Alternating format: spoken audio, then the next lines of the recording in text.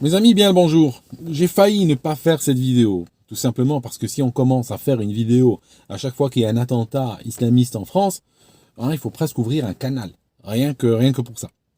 J'ai vu que à Arras, il y a eu un prof qui a été tué par un Tchétchène. Vous savez, cette famille de Tchétchènes, c'est sorti plus tard, elle était sur le point d'être expulsée en 2014. Elle venait de Tchétchénie, et la Tchétchénie n'est pas un endroit. Vous savez, j'ai peut-être utilisé une parabole biblique. Vous savez, quand on a annoncé que Jésus était né à Nazareth, il y a quelqu'un qui a dit, est-ce qu'il y a quelque chose de bien qui sort de Nazareth? Alors, j'ai pas envie d'être aussi expéditif, d'accord? J'ai pas envie d'être aussi biblique, mais je suis pas très loin de cette pensée quand il s'agit de la Tchétchénie. Donc, cette famille d'islamistes était sur le point d'être expulsée. Elle a été défendue à corps et à cri, n'est-ce pas? Et puis, elle est restée. Plus tard, le père fiché S, radicalisé, a été expulsé. Et vous savez quoi? Un an plus tard, il était de retour. Ce qui est complètement ahurissant. Parce que si vous faites expulser, par exemple, des États-Unis, ne serait-ce que... Il y a des gens, j'ai rencontré des gens qui ont été expulsés des States par exemple, pour non-respect du code de la route. D'accord, étranger, il a conduit sous ébriété, s'est retrouvé devant un tribunal, a été expulsé. Vous savez que il a une interdiction à vie de revenir aux États-Unis. Même quand il aura 90 ans, il ne reviendra pas. Et là, on a quelqu'un, figé S, on l'expulse, et puis un an plus tard, il a un visa, il revient. Je vais vous raconter une autre histoire. Parce que moi, ce qui m'étonne, c'est de voir la France au lit avec les terroristes. Hein, les autorités françaises sont au lit avec les terroristes. Et moi, c'est ça qui m'interpelle aujourd'hui. Parce que, vous savez, je viens d'Algérie, et on a, par exemple, un passeport qui n'est pas très puissant quand il s'agit de voyager, et il y a une exigence de visa presque pour tous les pays de la planète. Toute personne qui demande un visa, c'est une chose. C'est que la pire chose qui peut arriver, si tu demandes un visa, ne serait-ce qu'un visa touristique, et je connais plein de gens qui sont passés par là, ils demandent un visa touristique, il est refusé. Il est refusé, on ne sait pas pourquoi. Hein. Vous savez, même sur un dossier parfait, ça peut arriver que la personne essuie un refus. Vous savez ce qui se passe? Cette personne-là, même des années plus tard, quand elle viendra demander un visa au même pays, elle a un très très fort risque de refus. J'ai vu des gens qui ont eu un refus, et 12 ans plus tard, alors que la personne avait des circonstances complètement différentes. La personne vient appliquer pour un visa, et il est refusé.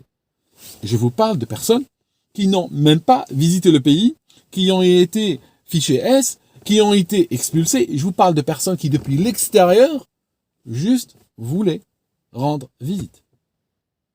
Et parce qu'ils ont eu un incident une fois où ils ont été refusés, eh ben ce refus va justifier les refus futurs. Là, on a quelqu'un qui est expulsé, d'accord, qui est fiché S, qui part en Tchétchénie, et un an plus tard, il est de retour. C'est ça qui est dingue. Un an plus tard, il y a quelqu'un au consulat de France qui va ouvrir le passeport de ce gars, coller un visa Schengen, mettre un tampon, aller faire signer par le vice-consul, et puis lui donner son passeport et dire voilà, bienvenue en France. Je veux dire, les gars, moi j'ai un truc tout simple. J'ai une méthode tout simple. Vous savez, pour lutter contre le terrorisme, j'ai une méthode tout simple. Si vous ne vous mettez pas au lit avec eux, il n'y a pas de terrorisme. Voilà, c'est très simple. Hein, voilà la méthode. Hein, on parle de méthode, vous savez, comme dans les années vers 2014-2015, il y avait des attentats en France. Il y avait beaucoup d'attentats. Et en fait, c'était lié à ce qui se passait en Syrie, où la France était en train d'armer, de financer les groupes terroristes, et puis de temps en temps, bon, elle se reprenait aussi sur la figure. C'est pour ça qu'il y a eu le Bataclan, la promenade des Anglais à Nice, et d'autres attentats. Et en fait, l'histoire, à l'époque, c'est que l'État était en train d'investir des millions en déradicalisation. Ça veut dire que il y a des gens, ils ont vu, parce que vous savez, chaque fois que l'État veut investir quelque part, il y a des gens qui se spécialisent et ils viennent défixer cet argent-là. Alors il y a des gens qui sont venus proposer, par le biais d'associations créées à la dernière minute, ils sont venus proposer à l'État des programmes de déradicalisation. Et puis bien sûr, ils se sont fait des mille et des cents avec ça, à cette même époque. J'étais en train, moi-même, de faire des vidéos, et j'étais en train de casser le discours islamiste, en particulier celui qui pousse vers la violence. Et voilà, je l'ai fait à mes dépens, je l'ai fait en prenant sur la gueule les insultes, les menaces, d'un côté des islamistes et de l'autre côté de l'extrême droite. Vous voyez ce que je veux dire? Donc c'est vrai qu'aujourd'hui, hein, voyant ce qui se passe, je suis un petit peu timoré, je suis un petit peu timide par rapport à ce que je pourrais dire sur ça. Autre chose. Vous savez, pour paraphraser Tom Clancy, il y a 3 types de menaces. Il y a les menaces du passé, il y a les menaces du présent, et il y a les intemporelles.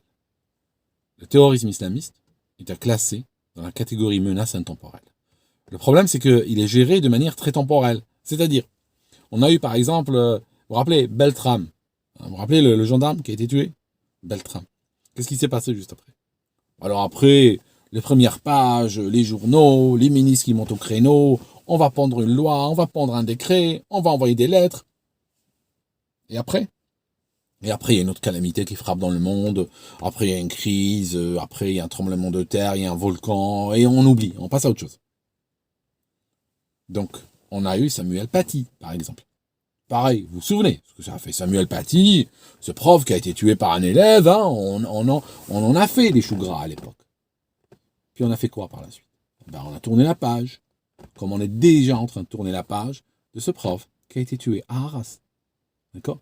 En fait, il n'est pas possible de lutter contre une menace intemporelle en étant soi-même opportuniste, en étant soi-même un politicien qui surfe par exemple sur l'émotion, qui surfe sur les news, qui surfe sur les grandes lignes ou les grands titres des journaux. Ah, il y a un sujet, j'y vais, je vais prendre une loi, je vais prendre un décret, je vais aller devant les journalistes dire 2-3 trucs comme ça durs. Et puis après, bon voilà, après je rentre et puis on passe à autre chose. C'est ça le problème. Et malheureusement, on n'est pas en train d'aller vers une solution. J'ai écouté une vidéo qui m'a rendu particulièrement triste et inquiet. C'est un jeune qui a été interrogé par BFM TV. C'est un jeune qui fréquentait le tueur d'Arras. Ce jeune, voilà ce qu'il dit. Il dit, oui, moi je lui parlais, on parlait de quoi? On parlait d'installer la charia dans les pays musulmans. Il dit des choses comme installer la charia dans les pays musulmans. Alors je vais dire, tu vis en France, d'accord? T'es bourré de bière et de kiff et tout ça, et tu veux venir installer la charia dans les pays musulmans. D'accord? Pourquoi tu ne vas pas y vivre déjà pour voir? Juste pour voir, même ceux qui n'appliquent pas complètement la charia, et voir comment ton comportement sera perçu et combien de temps tu survivras dans un pays musulman. Juste pour que tu puisses avoir une idée, que tu saches de quoi tu parles. Donc, deuxièmement, ce discours, même si le gars dit « Ouais, mais moi je n'ai jamais été tué pour tuer les gens, moi je suis contre tuer les gens, excepté pendant une guerre sainte. » D'enlever la vie à quelqu'un, même dans la religion, c'est un truc qu'il ne faut pas faire, à part dans une guerre sainte. On est dans la mentalité Daesh, on est dans la mentalité ISIS, exprimée de la manière la plus candide, la plus décomplexée possible.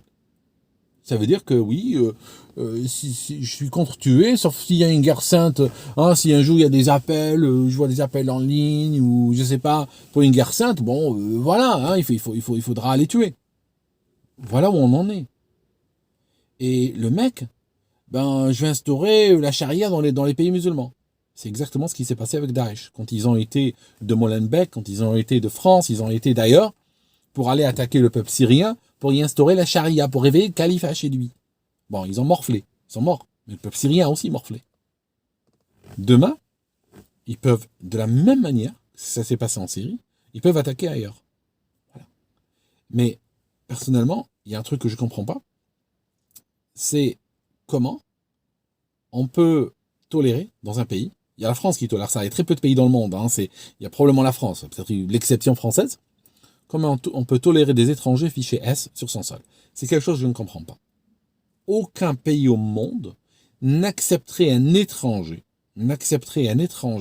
si celui-ci représente une menace pour sa sûreté. On ne va pas lui mettre 12 flics au cul, on ne va pas le mettre sur écoute, on ne va pas le surveiller et ouvrir des fichiers, et travailler pour lui et dépenser de l'argent des contribuables pour le surveiller. S'il représente une menace pour la sûreté, il doit partir.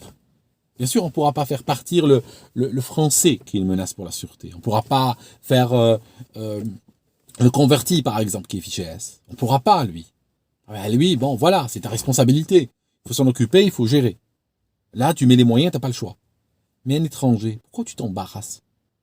Alors, il y a plein de gens, aujourd'hui, je sais que nos amis gauchistes qui doivent regarder cette vidéo jusque-là, doivent penser, oui, mais franchement, oui, on est contre les expulsions et tout. Moi, je vais te dire un truc. Peut-être que pour nos amis gauchistes, ça va peut-être les rapprocher, ça va peut-être les aider avec le concept d'expulsion. Je vais te dire un truc simple. On prend pas mal, mais je vais te dire un truc. Aujourd'hui, si tu l'expulses de France, l'état dans lequel se trouve la France fait que si tu expulses cet étranger de France, tu vas lui rendre service. Il ira vivre certainement dans un endroit qui va mieux. D'accord? Un endroit où il n'y a même pas les punaises de lit, pour te dire. Il faut arrêter de croire. Vous êtes en train de transformer, mes amis gauchistes, vous êtes en train de transformer votre pays et votre héritage en cauchemar pour vous et pour les autres. Et quand vous voyez un étranger, vous vous accrochez à ses pieds, vous voulez pas le laisser partir, en pensant que s'il part ailleurs, c'est qu'il est malheureux. Parce que pour vous, vous vivez un petit peu dans cette logique où vous pensez que le monde tourne autour de la France et vous avez cette impression que s'il ne vit pas en France, qu'il est malheureux. Ah, s'il est expulsé, il est malheureux. Mais franchement, d'accord? Je vous assure que c'est pas vrai. C'est pas vrai. On a du mal aujourd'hui à trouver des endroits où on vit moins bien que dans votre pays. Et c'est en bonne partie à cause de vous. D'accord? Donc, je vais vous laisser. Je pense que j'en ai assez dit dans cette vidéo. Je sais pas. Je sais pas. Je suis dégoûté, c'est tout. Vous comprenez? Surtout que je sais que tout le monde s'en fiche. C'est un peu le problème. Tout le monde s'en fiche. Ils vont faire du foin avec et puis il passera à autre chose jusqu'au prochain attentat. Merci mes amis d'avoir écouté cette vidéo et on se voit dans la prochaine.